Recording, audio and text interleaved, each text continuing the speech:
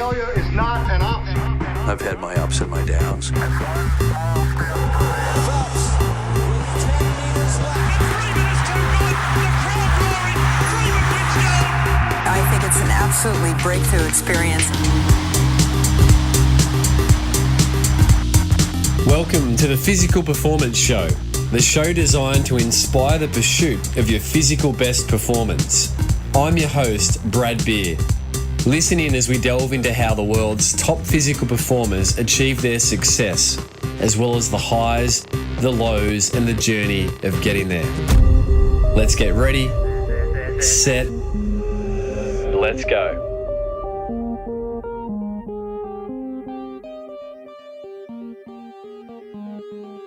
Welcome to another episode of the Physical Performance Show, the show where we go behind the lives of the world's most inspiring and best physical performers. Today, I'm joined by Sam Weir, best known as an ultra marathon guru, and Sam is just a matter of weeks away from the Badwater race in the US, which is one of the hardest foot races in the world, if not the hardest foot races in the world. And so we're going to have a great chat today about all things ultra marathon running. So Sam, welcome to the Physical Performance Show. Thanks, Brad. Thanks for having me.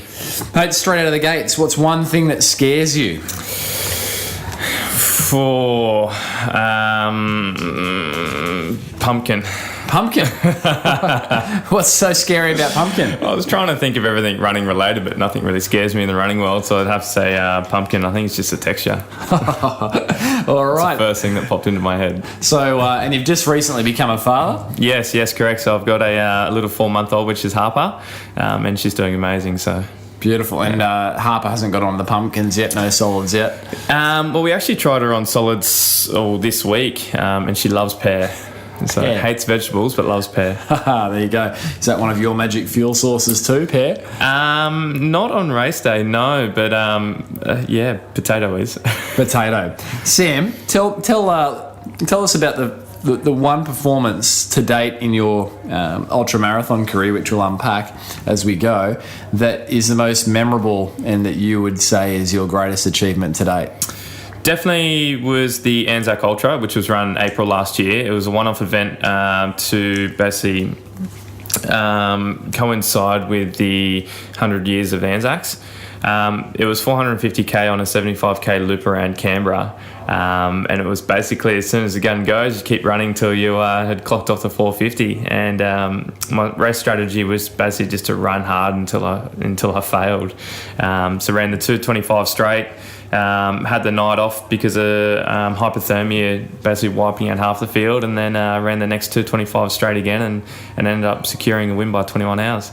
And just to clarify for listeners, 225 straight, it's not 225 metres, it's not 2.25 Ks, it's 225 Ks, right? Correct, yes. And hypothermia, what was the temperature? It was in Canberra, so it would have been a bit chilly? Yeah, there was a bit of a front that went through on the after... It would have been, that would have been on the second night in, I believe it would have been. It was basically temperatures dropping down to the single digits and down to zero with freezing cold winds and 40-knot headwinds. So it wasn't the nicest weather for the entire race. And so, Sam, 450 kilometres, winning that race by 21 hours, potentially over 100 kilometres.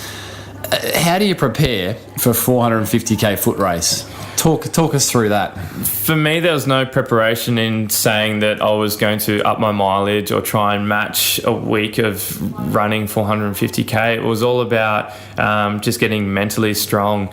And I was mentally strong till about 3 weeks out because the race was only supposed to be 425k. And then 3 weeks out, they changed the course and it bumped up to 450. So over the whole 12 months of leading into this race, I had my head wrapped around running 425k. And then just before you hit the start line, they changed the distance. So it was a bit of a psychological throwout, even though it was only 25k difference. So that 25k, so in the lead up, Sam, what was your training regime looking like? As you probably know, I don't really run that much. A big mileage week for me is probably 60, maybe 70k max. I do a lot of strength work, so a lot of TRX, body weight, mobility, and basically a lot of just time under load. So I'll head out into mountains, I'll spend 8 hours in one hit. So for me, I find spending 8 hours in one hit is better than me running 100k in 8 hours. And Sam, so on the mountains, anyone that follows you on social media, and where can listeners actually, while we're on this, find you on social media? So my Instagram is samweir_ultra, and also through Facebook it's just Sam Weir. And yeah, basically out in the mountains at least 2 to 3 times a week. So because I'll see your pictures on social, and you'll be up at the pre-dawn at the top of some remote wilderness climb here on the hinterland on the Gold Coast, and I'll reverse engineer and think, what time do you have to hit the trail to get up there, or not even the trail, right? No, so what time? No trails. What are those adventures look like for you midweek? Midweek, because of the little one, I've got to try and get up and get back down to the coast, so the partner can start her day as well, and then obviously I've got to start work at 9 o'clock too. So a lot of the early ones I try and get up around midnight to 1 o'clock in the morning, so I'm out at least at the base of a mountain by 1:30, 2 o'clock in the morning. And so you're out there 1:30 to 2 a.m. You start in the dark. Yep. Often by yourself. Yep.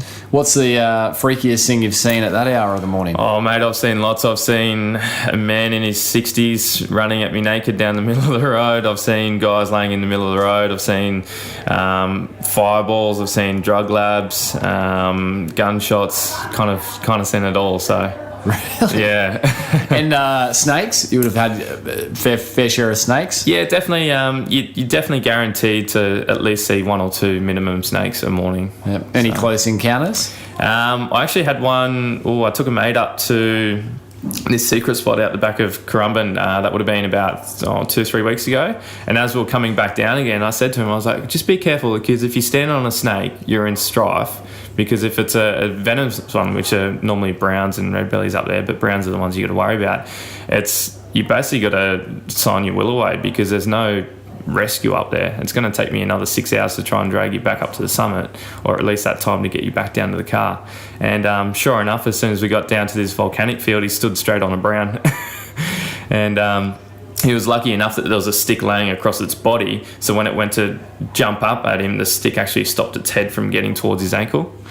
So whoa. There is, yeah. Close encounter. Yeah, and there's other ones where you're climbing up a cliff face and you throw your hand up, and then you obviously lift your eyes up to your hand level, and then you realise there's a big snake basking on the rocks. So, oh, Sam. It's a bit of a eye-opener. And for overseas listeners, Australia is renowned as the land of venomous and toxic, creatures. And when we live here, this is our norm. But if you did get bitten out there on one of those, what's the sort of turnaround time before you're in real strife? With red bellies, it's normally, I'm no snake expert, but you've got a pretty good chance of surviving. It's more if you've got cardiac issues that evolve from a snake bite. Browns, as long as you immobilise it and obviously wait it out. So I'll always make sure I've got a fairly decent first aid kit. I've always got collapsible splints, at least 3 minimum snake bandages. So I'm always really well prepared when I go out into the mountains. But you haven't had to use it yet, fortunately. No. And close call for your mate. Yeah, exactly. Do you reckon he'll join you again, Sam? Well, he actually works on private yachts overseas, so he's never really done that kind of thing before. So, and I didn't really tell him about what he was in for. So, I don't think he will then, hey? No. Reading between the lines. No, exactly right. So, Sam, you qualified this year, or you were confirmed as an entrant this year, if I'm correct, in the Badwater Ultra, I think 135, 135 miler in the US. And for listeners that some will be familiar with this, some won't, the Badwater is an ultra marathon race through what's called Death Valley in the US, which I've driven through there. And, as you go into that region, you've got to stock your car up with water, and they talk about don't get out of the car if you break down, you'll frizzle and die. So it is a very arid, intense environment, let alone to have a foot race through. And from my understanding of our previous conversations, you then finish up a climb called Mount Whitney. So, Sam, take us through what this race entails and what's in front of you in less than a month's time. So basically the race, even just to update you as well, was yesterday was the first day of summer, and Death Valley National Park recorded temperatures of 52 degrees Celsius in the shade. 52 degrees. And that was kicking off the first day of summer. So with another basically 3 weeks till race day, I'm sure that's going to spike a little bit more between now and then. So, Sam, is that the hottest they've had for a while? I believe it's setting a record for the hottest first day of summer, not in total, no. And how do you prepare to run through 50-degree temperatures? My training has changed. I've been doing a lot of treadmill training, which I can't stand running on a treadmill. And the worst thing is our treadmill faces a wall. So I've got a wall that's about 2 feet in front of me. But I'm lucky enough that there's actually a little picture of a fern on the wall. So every day I know that there's 6 leaves on one side of the fern and 7 leaves on the other. So I'm constantly counting the leaves as I run. And then all the treadmill training is basically done with layers upon layers. And because it's in a really confined space, it heats up really quickly. So you'll be in a pool of sweat. Yeah, exactly right. So I definitely, it's basically a long sleeve shirt, 2 jumpers, and then a raincoat on top. So, and then always covered in beanies and gloves and all the rest. So. And Harper, what does Harper think of this? I don't know about Harper, but the missus thinks I'm missing screws, so she probably doesn't. She would have known that when she... exactly right. She knew what she was getting into, right? Yeah, exactly right. So Sam, on Badwater, how many competitors and what's the process been like in qualifying? So with qualification, how it works with Badwater is they take on 45 new rookie applicants per year, and then the other 45 are basically taken from guys that have done the race before. To qualify for the race, it's a bit of a... it's taken me 3 years to get there, to have almost like a resume solid enough. So with several 100-mile races, I haven't had any DNFs in all the races I've done. And also that 450 definitely clocked it off to get me in as a solid resume. And then your resume goes forward with all these questions that they fire off at you as well to a panel of 5. And then the panel of 5 score you from 1 to 10, and then from there they rank you, and then from there is if you get in or not. Sounds like Dancing with the Stars. Yeah, it's very similar. So, Sam, so there'll be a total of 90 competitors taking the start line, all needing to take assistive teams and people in convoys, I presume? Yep. And everyone flies in, gets to the start line, and what time of day do you start? Well, I'm in the last wave to go off, so that gives you a bit of a shorter time to get to the allocated checkpoints along the way. So we start on the 18th that would make it 10 o'clock at night. So we get to punch out at least 7 hours through the night time, which are in the mid 30 degrees, before it obviously starts to heat up. So. And what are you going to wear? It's for me, it's basically just a long sleeve white shirt, a white Legionnaires cap, and away I go. A pair of running shorts. And Keep it simple. Is it true, Sam, that you, in the extreme temperatures throughout the day, the 50-degree type temperatures, that you need to avoid running on the black part of the road, the bitumen, and stay on the white line, otherwise your shoes can melt? Yeah, so the road temperature gets to about 200 degrees Celsius, which is enough to cook anything in the oven, I suppose. So you do have to be conscious of running on the yellow line or the white line. Wow, so how do you try and mimic those temperatures even with all the tracksuits on and the enclosed room on the treadmill, or is it just something that you're just going to have to adjust to quickly and hope that the Gold Coast has been a bit of a good breeding ground? Yeah, for me, from a lot of the other Aussies that have gone across before, mixed weights who did really well last year, his training was basically he works for a concreting company, so they built him a concrete cube, and he basically threw a treadmill in there with a heater. So that's how he trained for it. You can't really mimic those temperatures, especially with the humidity. There's no humidity over there, so it's a really dry heat, which the Gold Coast doesn't have at all. So putting on layers is basically trying to heat up your core temperature in your body just to try and get used to it. And the other thing I noticed in the first week of me running on the treadmill, the first thing I'd find was almost like inflammation in the brain. So you start to get headaches. But from training and teaching your body, that was the first thing that I definitely overcame. Well, how many hours are you hoping to take to finish Badwater? It's one of those races. It's like ultramarathon running. There's no one goes out there to win. It's all about obviously finishing those races. So I'd love to just finish it, but I'd love to definitely go between 26 to 28 hours. 26 to 28 hours. Wow. And that's not sleeping. No, that race is basically just a stretched out marathon. Everyone's there to go hard. And just keep going. Yep. And what are you going to use for fuel? So with this race, I had the Gold Coast 100 recently, which was only a week ago, and that was me trying out new nutrition.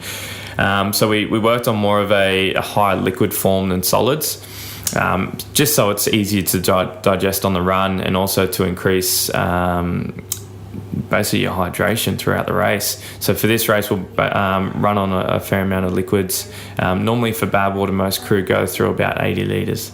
Of water. Yeah. Wow. And I think I remember reading in maybe Born to Run, correct me if I'm wrong, but they'll have ice baths and things on the side. Is that right on the road at checkpoints? That's up to your crew. Okay, so that's personal. Yeah, so for this year, the rules regulate that you can't get outside assistance, you can't get assistance from a moving vehicle and all the rest. So if your crew do want to get out and cool you down, you've got to stop, and you can't move forward from there. So, it just makes it tougher. And so, Sam, 0 to 10, 10 being the most prepared possible, 0 being not prepared at all, where would you rate yourself for preparation for Badwater? I'm definitely... Just with the stress of all the travelling and organisation, everything like that, I'd say I'm probably about an 8. And then by the time I get across there and go for a few runs in the desert and start to acclimatise, I reckon I'll be at a 10. Come on. Awesome. Awesome, mate. And we'll come back before we close out the show with how listeners can support your journey in getting there. Sam, tell listeners, tell me about how you got started in this ultra marathon running world. So... how ultramarathons came about to me, I knew nothing about them. I had no idea what an ultramarathon was. I knew what a marathon was. Everyone knows what a marathon is. So basically 3.5, almost 4 years ago, I'd just been off 12 months of a surfing injury. And I was basically bored at work and wanted to get back into surfing and try and get up to the level I was at. So I realised I needed to drop a few kilos and get fit again. So running was the answer for me at that time. So I went around to the running shop, bought a pair of running shoes and ran 50k that night. So that was my first taste of running. And then I spruiked about it on social media, as you do. And then a good mate, Ben Malby, basically said, oh, look, there's a 50k race next week. Do you want to come up? And I was like, what's a 50k race? What's that mean? And sure enough, a couple of days later, after I felt good, I went for another 50k run just to make sure it wasn't a fluke. And then we drove up and Ben ended up winning the race and I got 4th. So that was my first race and that was my first taste of ultramarathon running. And you were hooked? Yeah, straight away. So what was it about it that hooked you? It was definitely during the race. The race was called the Bribie Island Bash. It's 50k along the beach. It's just torture. I didn't take any water. It was just a full rookie error. I didn't know what to do. I was running in zero drop, almost like a neoprene sock. And that's just the boundaries that I had to push from 25k in, just because it was hurting so much. I didn't realise running at pace in a race was different just to going out for a jog, so it was definitely an eye-opener. And so what was your next event off the back? And for overseas listeners, the Bribie Island Bash, that's how we name races in Australia. But what was your next race after the Bribie Island Bash? So from there I went on to do the North Face 50, which was a pretty good race. That was my first trail race. And for that, I think I got 9th in age group. So I was pretty happy with that. So just over 6 hours. And then from there, basically went on to the Gold Coast 100. And that was my first 100K race. And that race, I think I secured 4 Australian age group records. Wow. So at that point, did you realise that you actually had a bit of a gift in this area? Yeah, it was more that I had the mental ability. I think that's the biggest thing that stops you from running further than 42K is just the mental side of things. And mental is in, because, I mean, my sporting little world is running halves and fulls and that sort of thing. And, you know, I know that you can get X amount of work done a week to prepare you. Beyond that, I guess it truly, you cannot prepare yourself more in terms of kilometres for, say, a marathon than you can in many ways for an ultra marathon, right? Just the capacity of the body. So it has to reason that it has to come down to the mental barrier. Yeah, it's definitely the mental barrier. It's about getting in the zone, realising your strengths and weaknesses, and realising when you get to the hurt locker, we talk about the brick wall. So when you get to the brick wall, you know that the brick wall for me is only going to last half an hour. You know that you're only going to be in excruciating pain for half an hour, and that's normally when your sugar levels have dropped or you've got an injury. Or for me, I find the first 50K is excruciating. That's my brick wall. It's the first 50K. That's your warm-up. Yeah, it's painful. All my niggles come on board. The heart rate hasn't settled properly, and I'm just out of my comfort zone. Once I break 50K, then I'm comfortable. Then I'm happy as Larry. And so what happens between 50 and 100K typically? Normally from 50 to 70 is where I start to find my rhythm, start to settle down the breathing. And then a lot of the races I've been negative splitting lately, which is good. Like Coast to Cozzy, I thought I was running quite well at the start. Like I was in 5th place for a while, and then had a shocker through the night, and then negative split and had the fastest half back end of the race. And that's how many kilometres is the Coast to Cozzy, Sam? That's 240. Yep. So 240. So you had a back end negative split for 120K. Yeah. It's just the first part of the race is always painful, and I think it's due to the mental side of things. So once you get into your comfort zone, you know what you're doing, and at the end of the day, it's just a short period of your life that you're running for. Even if you're running 450K, like I hit the brick wall at 410K, that last 40K was excruciating, and at the end of the day, I thought 40K, even if I crawl this, that's still less than 7 hours if I crawl. So there's no reason I can't just push myself for 7 hours. Wow. Sam, what's the worst experience you've had in this world of ultra marathoning? I have bonked, as in hit the wall in different races, and it's that horrible feeling where you just feel like you've been, unplugged, and you're dizzy and you're delirious and everything else. I imagine there's a whole nother world of challenge once you're in this longer distance type environment. So what's the one experience you've had that you just think, wow, that was close, that was nasty? Well, it's definitely been, there's a race called G&W. It follows a national park walk. It's called the Great North Walk. It goes from Newcastle to Sydney, but via the mountains. Oh. And this 100-mile race was the first 100-mile race I've ever signed up to. It's got quite a bit of navigation into it, and you have to be switched on. So there is no course markings. All you're doing is following your maps and you're following instructions. So it will say in 375 metres, you'll see a slight little bush turkey trail going off to the right. Follow that for the next 4.8 Ks, and then you'll get to an intersection, turn left, and you're in the bush. You're in the middle of nowhere. So you're running all these little single trails through the bush. Next minute you pop out of the town. Then it will say run up this road and then jump the barricade after you've hit like 57 metres, and then slide down the embankment, and then you'll pick up the trail again. So it was a really full-on race, and I went into the race because I was quite into triathlon at the time. So I went into this race as an ultramarathon runner wearing a tri-suit. That's a big no-no. So it was a bit of a rookie error. So I rocked up wearing a tri-suit, started running this 100-mile race, had my maps shoved down the front of my tri-suit. And then basically had no warm weather gear, and next minute it's dropped down to the single digits through the night, and basically rained for the entire rest of the race. So I found just for my body shutting down from the cold, I started to hallucinate. So running through the bush by yourself through the middle of the night, you're only really with people for about the first 30 to 40k before you spread out, because there's only 180 runners. And then, started to hallucinate through the bush, and every time I saw the bottom of a ghost gum tree, I thought it was a person. So I'm running through the bush thinking I'm seeing people left, right and centre. You've got noises all around you, and just the amount of times you get lost, and then you have to... There was one instance where I got lost in the middle of the bush, had no idea where I was. It's between 25 to 50k between each checkpoint.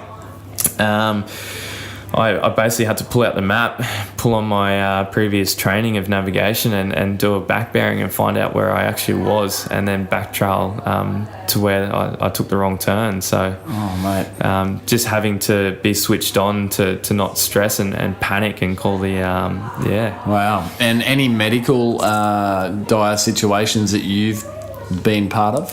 Well, that race as well, I in the first 70k it got to 42 degrees Celsius, and then within the first 70k there's only 2 checkpoints, and by the time I got to the second checkpoint I'd already lost 7 kilos. So that started to play a bit of an issue on the body. After a while, that's when you have to start assessing your hydration levels. That's when your urine starts to change colour. Which is not a good sign. And then there's other races. I had Weir last year, which was a 100k race. I went into the race basically as sick as a dog. And then I was throwing my guts up, couldn't keep anything down for basically the entire race. And then once I got to about 70k, started to urinate Ribena, and then same colour anyway, and then that's when you have to assess it and work on hydration. What did you do at that point? Did you continue? Yeah, so I had the option. A doctor basically said, I'll have to medically withdraw you. And I bargained with him and said, mate, what about if you just ride your pushy alongside me on the trails on your mountain bike? Because I said there's nothing wrong with me. I know what's happening. It's basically the protein in the body breaking down, and I'll be right. Otherwise known as rhabdomyolysis. Yes, correct. But you learn about your body, and you're very in touch with your body once you've done a certain amount of races, so you know how it's working. So you got to the end of that race, even with the rhabdomyolysis. Yeah. So finished the race, and basically I had that for the next couple of days until everything was back to normal again. Right. So how many further Ks did you have to finish that race? That was another. Well, that started to come on board at about 45, 50k in.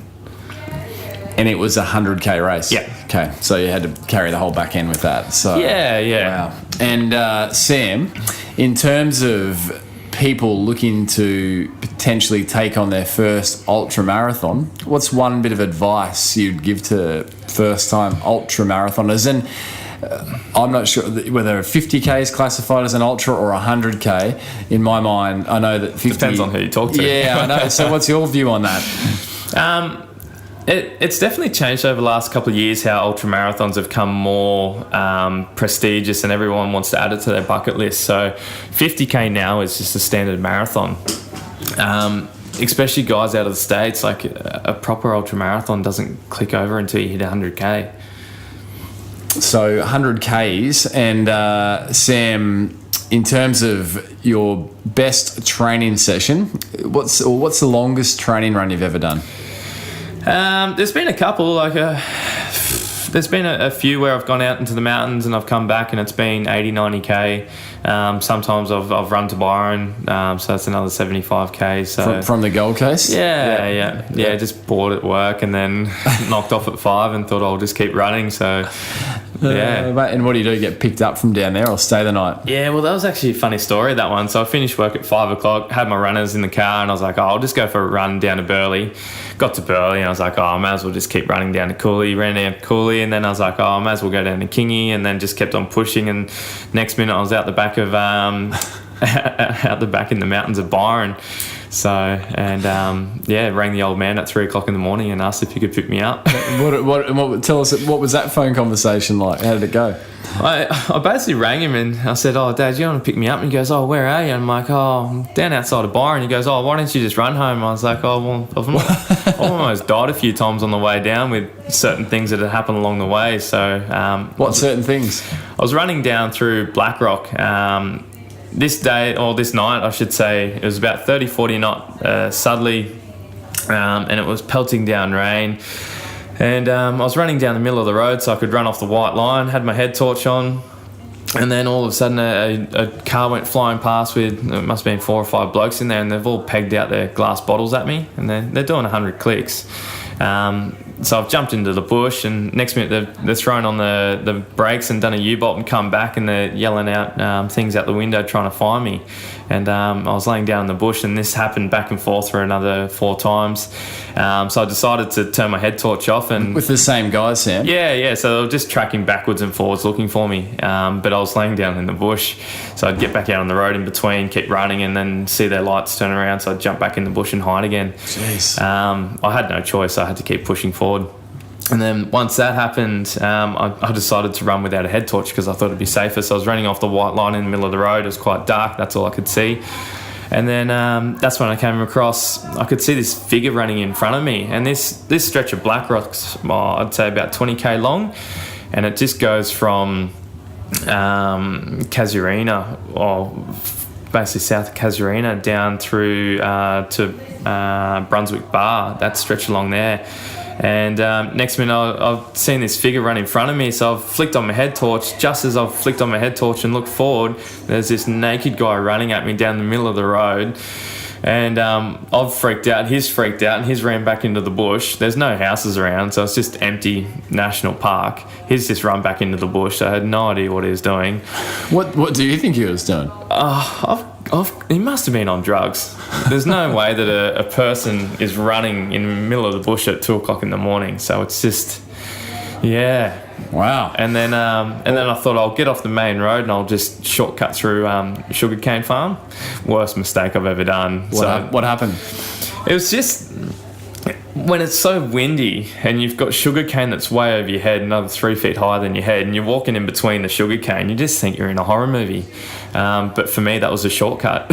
And did it get you there quicker? It actually got me lost. I ended up right out the back of Byron in the mountains and then ran through old train lines underground and through all these tunnels that were covered in graffiti and syringes and all that kind of stuff. So it was a pretty full-on adventure. Wow. All in a day or morning or evening's run. Yeah. There's a little, it's probably the one saying that I think of most is a little short saying that I think of: shortcut will only cut you short. And it's taking you longer, right? But, exactly right. But so there's either these were situations, or you were the one that was hallucinating, Sam, because you'd hit the wall. I believe the former. Yeah. Sam, what's your typical training week look like at the moment, leading to Badwater? For me at the moment, it's basically a gym session a week, which is TRX. A lot of treadmill training, so I'd say at least 4 to 5 nights a week of treadmill training just for the heat. Saturday is a long run for me, which is a couple of hours, and then I'll try and squeeze in a few other runs. So at the moment, it's definitely between 50 to 70k. Yep. And that's road running and flat running, or speed hiking and speed walking. Yep. So great. Sam, who's one athlete that inspires you? There's definitely a few. When you start running ultramarathon races, you start to learn people's backgrounds. They might just look like a standard runner. You've got Kevin Muller, who I ran the 100k with last week. He's got a military background and he's just solid as a brick. He just doesn't know how to hurt. There's races where he's run 24-hour track races and he's damaged his legs and bits and pieces, and he just keeps on motoring on. I've seen him in 48-hour races where you run around a 400-metre track, and every single 400-metre loop he was throwing his guts up, couldn't stomach anything, and he powered on for 48 hours. It's guys like these who just push the boundaries of what the body is capable of, and that's what makes you aspire to be like them. And Sam, do you think there's some juniors that are looking to you as their hero? That's what I'm trying to get out there. It's not so much the ultramarathon world. It's just to let people know, because I'm definitely the youngest in the sport within Australia anyway. Most guys don't really start their ultra career until they're in their late 30s or early 40s when you're mentally strong. So it's all about bringing it back to the youth and saying you just got to push deep, even if it's in a sprint triathlon when you're coming off the bike and you got to start running, that you can push under that 4-minute pace and maintain and smash it. So you're going to hit the brick wall no matter what sport it is, and it's just letting younger crew know when they're racing that when you do get to the brick wall that you can just persevere through it and you'll still get to the finish. It's interesting, isn't it? There is always more. Yeah. And I remember reading once about, it's someone that had written about, marathoners, even elite marathoners. They cross the line, they've given their all, but if any of us, if a lion came around the corner chasing us, we would get up and find enough reserves to get away quick. Spot on. So it's a fascinating, and I imagine I haven't yet run a 100-kilometre race. I imagine that's part of that thrill of that pursuit, of finding just what capacity you do have. And it is, and it's with a lot of the big ultramarathon races, especially trail races, even the 450, it's minimum of 25k between each checkpoint. So when you get to the checkpoint, you've given it all and you want to pull the pin. As soon as you get going again, it just teaches you to keep pushing deeper because you've got no option then. Yeah. You've got to make it to the next checkpoint, so you just break it down. Just break it down. Nice. Sam, you touched on military before, and it's a very loose connection, but it leads me to an adventure I know you had maybe several years ago now, the Kokoda track in Papua New Guinea for overseas listeners. Take us through what that entailed. So the Kokoda was basically the supply route for the Japanese to invade Australia. So what the Japanese did is they deployed their reservists at the time because the RAR, so the Royal Australian Regiment, was over in Egypt fighting at the time. So Australia didn't really have that many soldiers on the ground. So they deployed the reservists to basically shut down the Japanese advance through Papua New Guinea. So our trip was to basically walk in the footsteps of fallen soldiers. So we started on the northern side, which is at Buna and Gona. That's where the first Japanese landed. That's where they used a supply route through to the Kokoda Trail. That for us was where we started our campaign. So we started where the Japanese landed, followed in their footsteps of the supply route through to the Kokoda Trail. We walked the Kokoda Trail and then basically got through to where the Japanese stopped short of Port Moresby, held back by the Australian forces. And then we continued through to Port Moresby, basically to where the Australian forces landed. So we covered from coast to coast, which I believe had never been done. It was done by... Well, this is going back to the 50s and 60s. It was done by some mercenaries at the time, but a few passed away. And it took them 6 or 7 months or something to do it. So we knocked it over in just over 7 days. Wow. And that was the first time, is that right, that had been done? First time in a continuous hit, yeah. And anyone that's considering the Kokoda track, what would be your bit of advice for them? For us, we actually really enjoyed it. For us, we were raising money for legacy. And throughout the trail, we ended up running into some guys along the trail, and we made all these little, because we were trying to raise money at the time, we made all these little kind of tasks and goals along the way to raise money. And it might have been from creating a wooden stretcher to carry our kit across a river or something, and for that, if we did it within a certain time frame, they'd give us $1,000 towards legacy.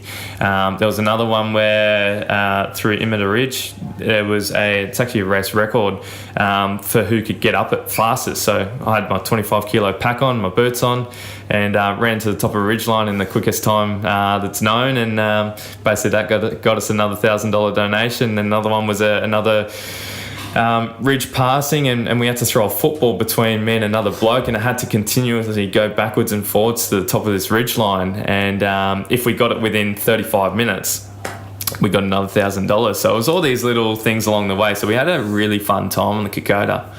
And fairly moving experience? Oh, it was amazing. It just the guy that we went with is a paramedic from down at Lismore, and he just loves the whole Kokoda spirit and story. So he took us across there as a guide, and basically every single battle along the way is where he broke it down to individual soldiers, to their platoon sergeant, and so forth, and how the battles were laid out. And it's quite moving, and we were basically in tears every day. Yeah, wow. Yeah. Because just the conditions, Australian soldiers with dysentery, barefoot, running around with no food. The Japanese basically went to the level of cannibalism where they started to eat Australian soldiers due to the poor conditions and not having supplies.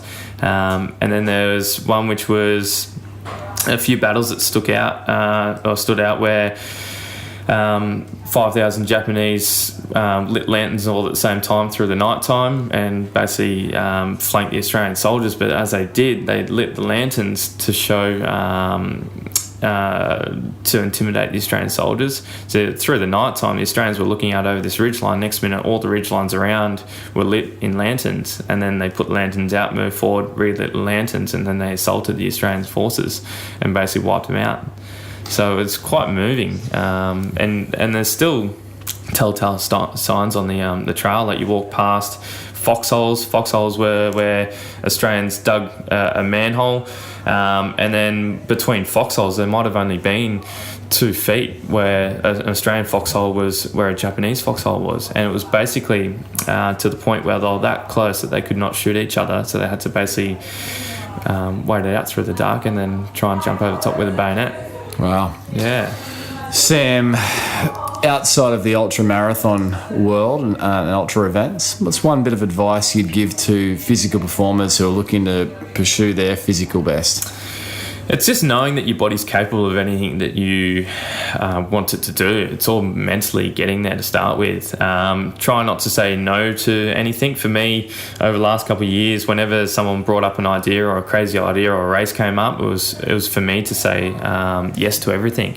And I found it's taken me to wild places around the world, so through Africa and Papua New Guinea and all these things. It's purely because I didn't think twice about it. I just said yes. And then from there, you've locked it in. So it's the same with racing too. Don't dwell on it. Definitely the hardest part of racing is the actual sign up. Once the sign up's over, you know that you have to train. So from there, it's all setting yourself up for success. Nice. Sam, with the Badwater event so close, I know that there's a financial responsibility to obviously get there and have your support crew and the people that need to be there with you there. How can listeners get behind you? I know there's some campaigns you got going at the moment. Yeah, so it's kind of got to the point I didn't really want to do it. It's not in my spirit of being a runner is to reach out for support, especially financial support. But it's one of those things when when you can't even afford to buy a pair of shoes on your feet and you're using the same ones that you've used for 1,200 Ks, you've just got to bite the bullet and do it. So we basically set up a fundraising page through my Facebook, and it's also via my Instagram account and things like that. There's all links for it. Terrific. And recently, the Chasing Vert apparel range. Tell listeners about that. That's just come to the forefront. It looks terrific. You're sporting one now. Yeah, so the whole idea of Chasing Vert was to support athletes like myself, and there's a lot of other guys, especially in ultramarathon running, because it's not a mainstream sport. It's really hard to get funding and sponsorship. So we've basically started this brand called Chasing Vert, and it's about it all started from me and Brendan going out into the mountains and running mountains and getting cool photos. And now it's gone to, due to the struggles that I've had to try and get a major sponsor. We're basically looking at trying to support fellow athletes who are in the same boat, where they've got the credentials and they've got these big goals to get to, but they can't due to financial issues. So that's why we started Chasing Vert. So $10 from every sale goes to a chosen athlete for a 3-month period for them to achieve a goal. So after I've done Badwater, the $10 from every sale goes to Matt Grills. He's known as the Tattooed Runner, and he's basically doing there's 4 100-mile races within Australia, and he's doing them basically back to back. And he's an animal runner, so that's where. And at the end of the day, he doesn't have a big social media following, but he lets his running do the talking, and that's why we want to jump behind him and fellow athletes like him. Right, and no relation to Bear Grylls? No, but he does run around barefoot a lot. So, and I just heard animal and thought that has to be a link. Yeah. Sam, what's on your bucket list inside your sport and personally?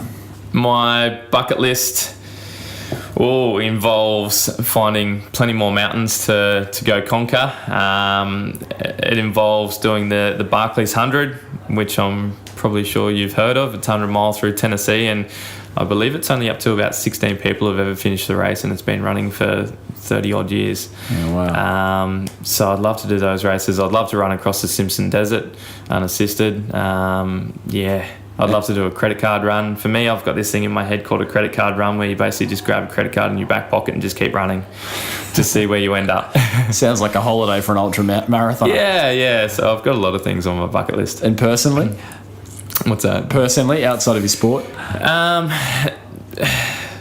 It's definitely. I'd love to go travelling with the partner in our new little 4-month Harper as well. So go exploring, show her things outside of the Gold Coast. So Australia's got wonderful sights to see. Beautiful, mate.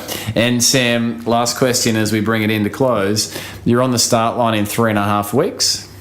Correct. The run's there. Yep. Gun's about to go off. Yep. What's going through your head? For me, it will be concentrating on pace. As soon as the gun goes, everyone runs off at 3:40 pace. You can't do that when you're running 217k. So it's all about almost taking your watch off and going by feel. For that kind of race, I will run without a watch, because it's all running on how your body can run. So when you feel bad, you turn it back down to 7-minute pace. When you feel good, turn it back up to 5:30, 6-minute pace. Run on how you feel. Brilliant. Well, Sam, on behalf of all the listeners, we wish you all the best on this Badwater journey, and congratulations on your selection. It's obviously a very tight process to get through and get to the start line, and we'll have to check back in after Badwater to hear about how it all went. Thank you very much, Brad. Thanks for having me. All the best, Sam.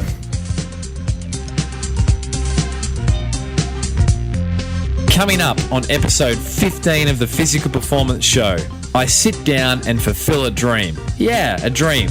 I sat down with my childhood sporting hero, none other than the Croc, aka Brad Bevan, triathlon legend, and I get behind the scenes of what his illustrious career involved, the highs, the lows, some incredible stories, and everything in between. Tune in next week for Brad Bevan, triathlon sensation, on episode 15 of the Physical Performance Show. Have a great week.